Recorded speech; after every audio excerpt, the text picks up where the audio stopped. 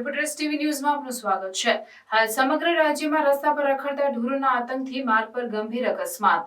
ઢોરોના ઝઘડામાં રસ્તા ઉપરથી પસાર થતા વાહનો અને રાહદારીઓના અકસ્માત તથા રસ્તા પર ચાલતા અને રાત્રિના અંધારામાં રસ્તાની વચ્ચે અડીંગો કરીને બેસતા ઢોરોનો ત્રાસ યથાવત છે।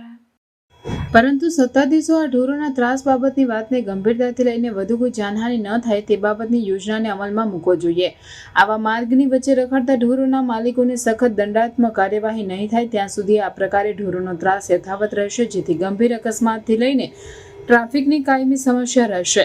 અંકલેશ્વર જીઆરડીસી રેસિડેન્ટ વિસ્તારમાં અને મુખ્ય રોડની વચ્ચે પશુપાલકો આ ઢોરોને છોડી દેશે તે બાબતે જીઆરડીસી નોટિફાઈડના સત્તાધીશોએ આવા રસ્તા પર રખડતા ઢોરોને પાંજરાપોળમાં મોકલી આપવા માટે એક સ્પેશિયલ સ્કોડ અને કમિટી બનાવી આવા પશુપાલકો માલિકો પર દંડાત્મક કાર્યવાહીની માંગ નોટિફાઈડ રહેણાંક વિસ્તારના લોકોએ કરી છે। આવો જ દાખલો સામે આવ્યો સરદાર પાર્ક એક્સિસ બેંકના એટીએમમાં આંકડો જોવા મળ્યો।